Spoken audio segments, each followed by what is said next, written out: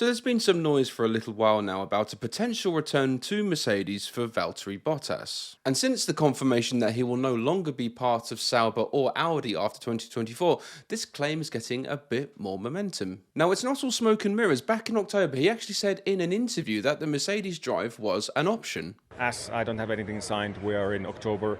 I gotta look at all the alternatives, including going back to Mercedes family. That's for sure one option, and I would consider it. Just listen to what he said there. He said it was an option, not a possibility, not something that he hopes for. It's an option. So that suggests to me that there is something already waiting on the table for him to sign. Now, depending on what you read, it could be a reserve role, it could be an advisory role, or it could even be both. But either way, I'm sure Bottas really wants to have something lined up for 2025 so that he can pay the bills. Now, on the surface at least, a move back to Mercedes makes a lot of sense for Valtteri. After all, he spent 5 years there, and he knows his way around the place. And plus, he's won 10 Grand Prix for them and done a few jobs for them in the past, but at least you can say that he's qualified and still has something to offer. And also, now that he's spent 3 years away from Mercedes, in that time he's matured, he's found a bit more comfort in himself, and probably appreciates certain things at Mercedes that he didn't before. Now, all those things should tick all the boxes for what you want in a reserve driver, but despite that,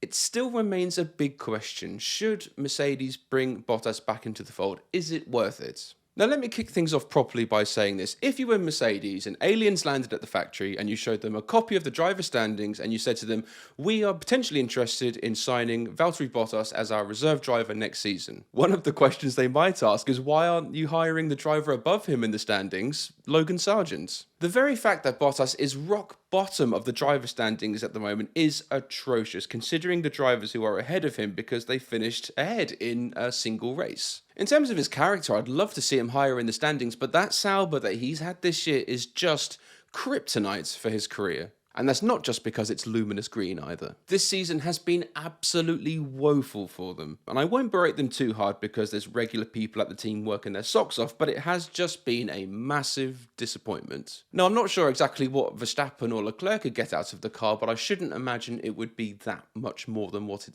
we're seeing at the moment. But then you arrive at Valtteri Bottas in 2024. Now, he's been through a lot, he's found life after Mercedes, but I'm not sensing that this is a guy whose heart and soul is still in Formula One. He still might enjoy it, but his heart is elsewhere. On social media, he's very public about his extracurricular activities, and these seem to take precedence over what he does in F1. Now, that's not a crime. Him driving an F1 is just a job, and he has his passions and interests, and he's well within his rights to do what he does on his personal page. After all, you are not your job.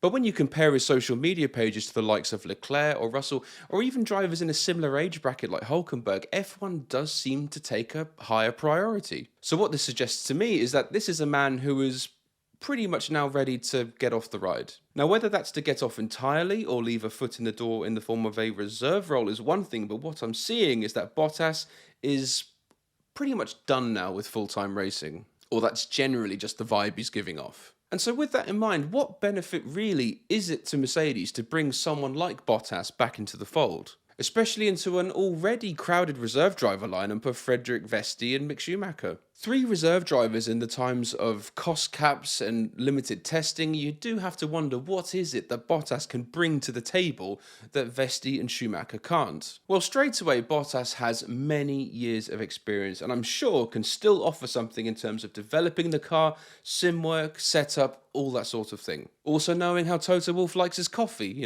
every little helps. Now, in contrast, Frederik Vesti, talented I'm very sure, has never driven an F1 car in anger. Meanwhile, Mick Schumacher has, but unfortunately, it was usually into barriers. And Toto's fascination with Schumacher now is getting a bit obvious, and I do kind of question what his future lies. And also, the setup of Mercedes is going to be very different next year with a fairly seasoned George Russell leading things and an astonishingly young Kimi Antonelli making his debut. So for 2025, youth is very much going to be at the forefront for Mercedes. And so with that in mind, wouldn't it then make sense to have someone like Valtteri Bottas and his experience in reserve? Just to have someone who's been there and done it, rather than someone who's been on a simulator or read about it. And it makes little sense to throw another unknown into a 2025 Mercedes season, which is already full of them. And so bringing in somewhat a known quantity into Mercedes would be just one less thing for them to worry about. Now, with the extended calendar, sprint races, more intense travel,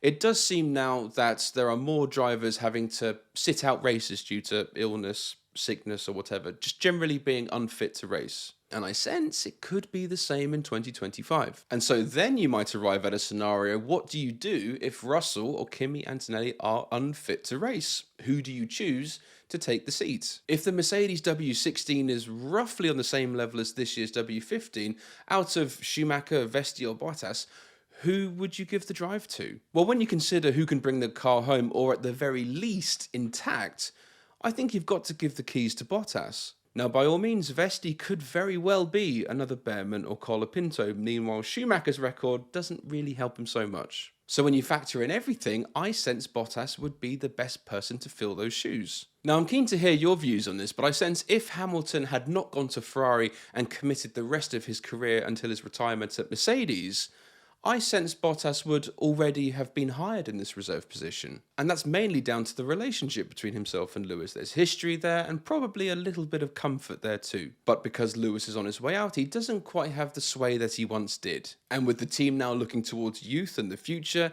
it isn't quite the open and shut case that it probably otherwise would have been. And because with the number of new, young drivers on the grid next season and the renewed sense of confidence in putting a promising rookie into the car, could teams have to reconsider the role and general purpose of a reserve driver? It's just a thought, but if the team wants to keep with a traditional method of doing things and keep that conveyor belt of talent rolling through, stick with what's popular at the moment. But with more races and perhaps a higher chance of both your drivers being unfit to race, is it perhaps worth having a more experienced driver who can jump in at a moment's notice? Now, I'm actually in favour of a decent turnover rate of drivers in Formula 1. It's good to get that sense of freshness amongst the lineup. And it's not that great to see guys who are in seats who are clearly past it, or don't deserve them, or are there for reasons other than ability. But at the same time, I like seeing the familiar faces in the sport because I think it's good for the notoriety of F1, it's good for the fans, and also it helps some of us kind of cling on to our youth as well. And yes, I am talking about Fernando Alonso. And earlier on I did mention that it appears Bottas is kind of done with F1, and I kind of stand by that because when it was confirmed that he was no longer going to be in the fold at Sauber, no one really was climbing over themselves to sign him. And so yes, it appears that his days in a race seat are over. And he does have this kind of I'm not fussed exterior, which Daniel Ricciardo tried to do, but just kind of gave off this air of desperation instead. But I think there are signs that he would still like to have a hand in the sport, and heading back to Mercedes in a reserve role, which would be the best way he could still bring value to the team. And if Bottas did manage to pull this off and rejoin Mercedes as a reserve driver, it's a little reminder, I think, to all of us to never burn your bridges, no matter how bad or horrible the situation was when you left, because you never know what's around the corner. And he then went to Sauber and he found a bit of freedom. He did the mullet and moustache thing, a few shock stunts. Pretty much the same thing a student does in their first year of university after moving out of their parents' house. Now, initially, the Alfa Romeo years weren't too bad. After all, he was filling the shoes left by Kimi Räikkönen. But the kick, stake, luminous green Sauber probably made him think that that time at Mercedes wasn't actually that bad. So is it worth bringing Valtteri Bottas back? I would say yes, because having youth at the forefront with Kimi Antonelli is such a massive gamble that having someone like Valtteri Bottas in reserve could very well come in handy. Guys, just want to say thank you so much for watching. Please be sure to like, share and subscribe. All the best, and I'll see you soon. Cheers.